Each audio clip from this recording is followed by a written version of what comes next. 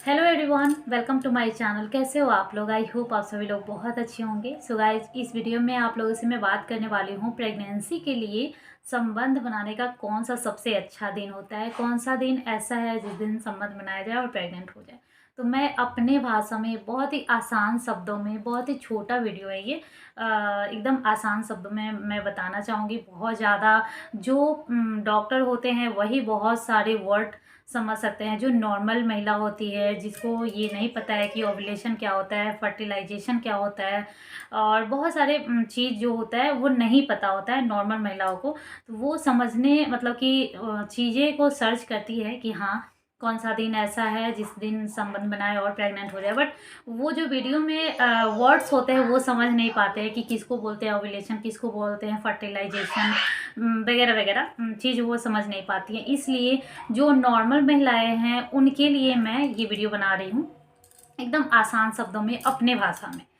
तो सबसे पहले आप ये जान लीजिए कि जैसे कि आपका पीरियड जो आता है, जिस दिन पीरियड आता है उस दिन से लेकर के अगला पीरियड तक का दिन आप काउंट कर लीजिए। मतलब ध्यान में रखिए कि हमारा पीरियड 28 दिन का है या 26 दिन का है या 30 दिन का है। 26 दिन, 28 दिन, 30 दिन कैसे हम काउंट करेंगे? तो जैसे 1 फरवरी को या 1 मार्च को अगर आपका फर्स्ट पीरियड आता है, उससे लेकर के और नेक्स्ट पीरियड जब आता है तब का फर्स्ट पीरियड का दिन काउंट करेंगे। जैसे कि हमारा 1 को ये पीरियड आया, उसके बाद नेक्स्ट जब भी पीरियड आता है, जितने भी तारीख को पीरियड आता है, उस दिन से फर्स्ट पीरियड और अगला फर्स्ट पीरियड के बीच का जो गैप का जो टाइमिंग होगा, उस दिन को लेकर के जितना दिन होगा उतना दिन का आपका पीरियड आता है। ठीक है।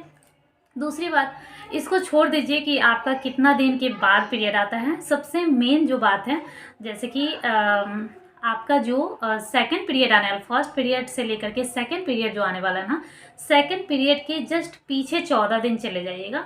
जस्ट पीछे 14 दिन जाइएगा और वो दिन या वो डेट ध्यान में रखिएगा कि हमारा 21 दिन पीछे 14 दिन आ रहा है या फिर 22 दिन पीछे 14 दिन आ रहा है, और वही दिन आपका फर्टिलाइजेशन का होता है, या फिर ये बोल सकते हैं कि ओव्यूलेशन का होता है। और ओव्यूलेशन किसको कहते हैं और फर्टिलाइजेशन किसको कहते हैं, जो डॉक्टर नहीं है या फिर जो बहुत ही नॉर्मल महिला है उनको नहीं पता है, तो मैं बता दूं, ओव्यूलेशन उसको बोलते हैं जो एग होता है महिलाओं में, जो बहुत सारे एग होते हैं, और जो पीरियड के बाद उन सारे एग में से एक एग होता है जो मेच्योर होता है, जो बड़ा होता है। तो वो बड़ा जो एग निकलता है उसको हम ओव्यूलेशन बोलते हैं, और वो जब फट जाता है उसको हम फर्टिलाइजेशन बोलते हैं। तो जो एग मेच्योर होकर के फट जाता है, उसका फटने के बाद जो टाइमिंग होता है वो 1 दिन तक होता है। वैसे तो 18 से 24 घंटा बोला जाता है कि वो जिंदा रहता है वो एग, और वेट करता है कि पुरुष का जो एग है वो आए और फिर जा कर के मतलब कि जो प्रेगनेंसी होती है। तो जो एग महिला का होता है वो 1 दिन तक जिंदा होता है, और पुरुष का जो होता है वो 3 से 5 दिन बोला जाता है, लेकिन 3 दिन समझ लीजिए।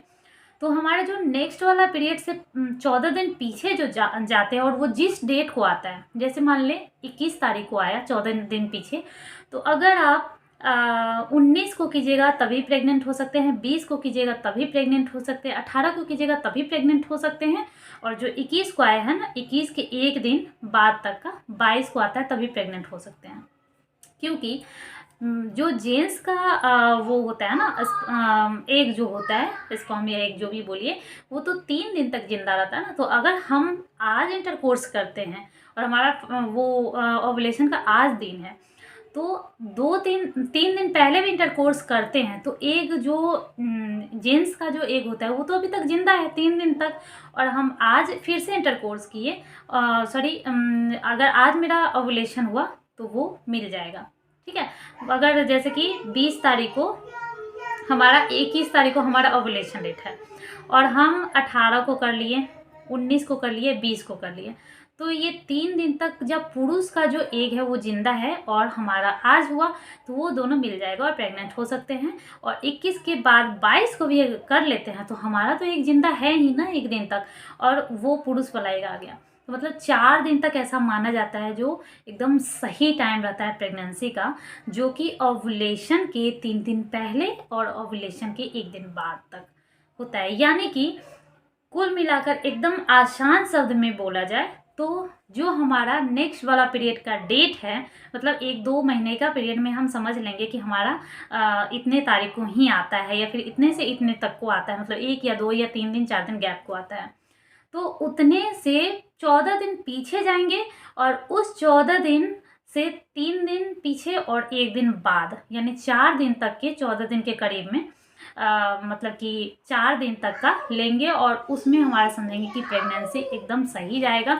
तो अगला जो पीरियड आने वाला होगा उसमें हम वो कर लेंगे। और दूसरा बात, सबसे आसान शब्द जो है और सबसे जो ईजी है, जो हम लोग मानते आए हैं, वो ये है कि अगर आपका नॉर्मल पीरियड है तो जैसे ही आपका पीरियड आता है उस दिन से लेकर के अगला 14 दिन, अगला जो 14वां दिन होता है वो आपका ओवुलेशन का डेट हो सकता है 14, 15, या फिर ये बोले कि जो आपका पीरियड होता है उसके 12 तारीख, जैसे 1 तारीख को आपका पीरियड आया तो उसके बाद 12 दिन यानी 12 तारीख से लेकर के 15 तारीख तक का आपका ओवुलेशन का टाइम है। अगर 12 से 15 तक आप इंटरकोर्स करते हैं, सेक्स करते हैं, तो आप प्रेग्नेंट हो सकते हैं। प्रेगनेंसी का हाईली चांसेस है। तो बस इतना ही ध्यान रखिए। सबसे आसान इतना ध्यान रखिए कि जो आपका पीरियड का पहला दिन है उसके जस्ट 11वां दिन से लेकर के 15वां दिन तक 1 दिन बीच करके इंटरकोर्स करना है और उसके बाद आपका हाईली चांसेस है कि प्रेग्नेंट हो सकते हैं। अगर ये वीडियो मेरा आप लोगों को पसंद आया तो प्लीज़ मेरे वीडियो को लाइक कर दीजिएगा और चैनल को सब्सक्राइब कर लीजिएगा। और मेरे से अगर कोई भी त्रुटि हुई होगी समझाने में तो प्लीज़ कमेंट कीजिएगा। मैं नेक्स्ट वीडियो फिर से आप लोगों के लिए बनाऊंगी और इससे भी आसान शब्दों में। चलिए मिलते हैं नेक्स्ट वीडियो में, तब तक के लिए बाय बाय।